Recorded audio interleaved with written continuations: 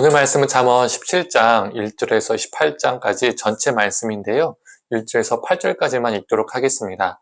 마른 떡 한 조각만 있고도 화목하는 것이 제육이 집에 가득하고도 다투는 것보다 나으니라. 슬기로운 종은 부끄러운 짓을 하는 주인의 아들을 다스리겠고 또 형제들 중에서 유업을 나누어 얻으리라. 도가니는 은을, 풀무는 금을 연단하거니와 여호와는 마음을 연단하시느니라. 악을 행하는 자는 사악한 입술이 하는 말을 잘 듣고 거짓말을 하는 자는 악한 여가 하는 말에 귀를 기울이느니라.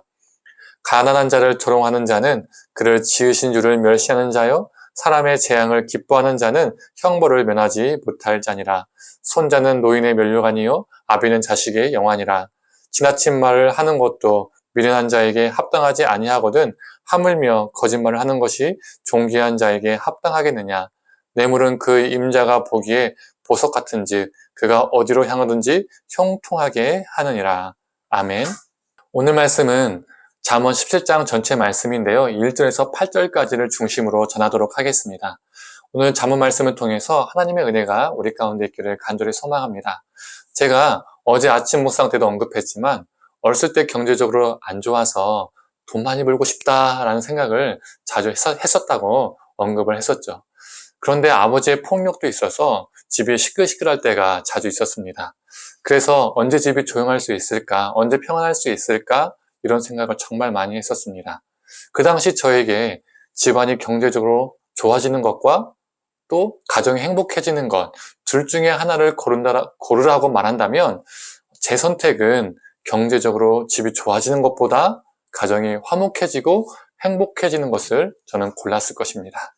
그래서 어린 마음에 하나님께 이렇게 정말 많이 기도했던 것 같습니다. 하나님, 둘 다 들어주세요. 그런데 둘 중에 하나만 하나님께서 들어주셔야 한다면 제발 우리 가정 아무 일 없게 해주세요. 제발 행복하게 해주세요. 평안하게 해주세요라고 이렇게 어렸을 때 기도를 많이 했었습니다. 오늘 본문 1절의 말씀입니다.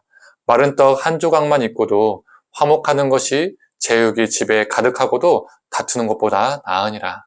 사람들은 행복이 넉넉한 소유에 있다라고 생각할 때가 많이 있습니다.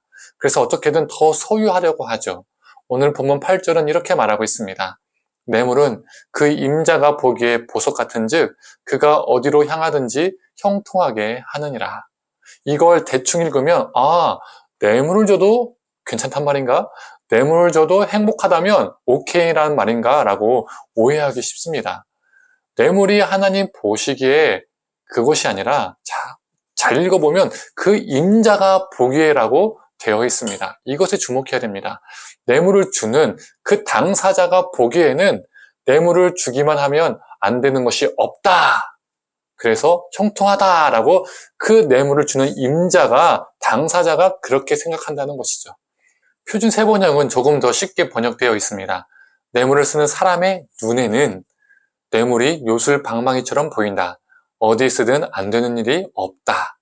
이렇게 소유의 행복을 찾는 사람들은 뇌물을 쓰면서까지 원하는 것을 더 얻으려고 합니다. 더더더 가지면 행복해질 것이라고 믿으며 사는 것이죠. 그러나 넉넉한 소유를 가지고 있어도 불행하게 사는 사람들 참 많이 있습니다. 또 넉넉한 소유를 가지기 위해서 현재 살아가는 사람들과 누릴 수 있는 행복을 맞바꾸어 살아가는 사람들도 참 많이 있습니다. 그래서 우리나라가 이 행복 지수가 세계 최하위라고 하잖아요. 그러나 오늘 본문은 마른 떡 한 조각만 있어도 화목하는 것이 더 낫다라고 말하고 있습니다. 우리 하나님은 우리의 가정과 우리의 삶이 부자가 되는 것보다 화목하고 행복하게 사는 것을 원하십니다. 이러기 위해서는 우리의 가치관, 우리의 마음이 달라져야 합니다. 내 마음이 여전히 물질을 향해 있으면 여전히 그 사람은요, 물질에서 행복을 찾게 됩니다.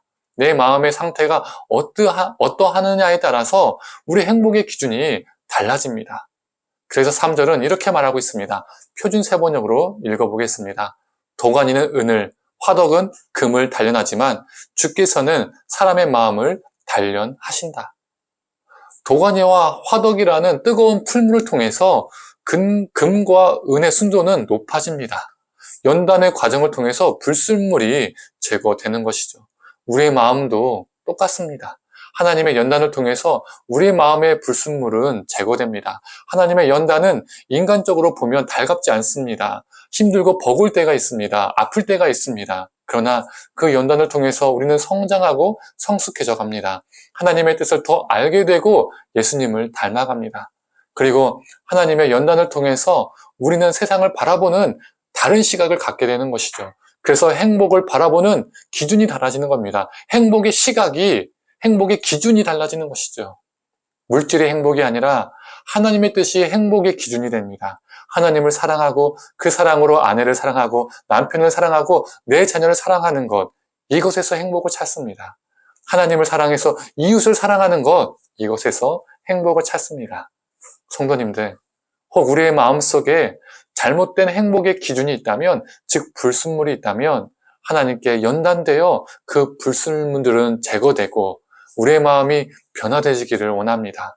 우리가 재물과 같은 어떤 소유에서 행복을 찾는 어리석은 사람들이 아니라 하나님께 행복을 찾는 우리가 되기를 원합니다. 하나님을 사랑하고 내 가정과 내 이웃을 사랑함으로써 오늘도 행복하게 살아가는 우리가 되길 간절히 소망합니다. 함께 기도하겠습니다. 하나님, 우리가 참 화목하기를 원합니다. 하나님, 우리가 정말 행복하게 살기를 원합니다. 그런데 우리의 행복의 기준이 어디에 있는지 다시 한번 돌아보게 하여 주시옵소서.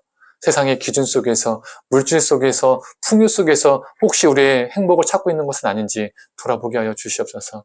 하나님, 우리의 행복을 하나님의 뜻에서 찾게 하여 주시옵소서.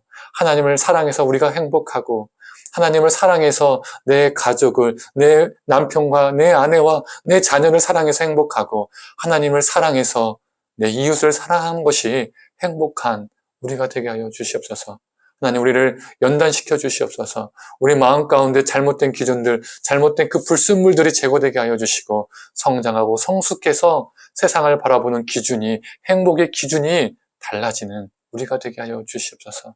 하나님, 하나님의 뜻 안에서 행복하게 살고 싶습니다. 오늘도 그 행복한 하루를 살게 하여 주시옵소서. 감사드리며 사랑에 많으신 예수님의 이름으로 기도드립니다. 아멘.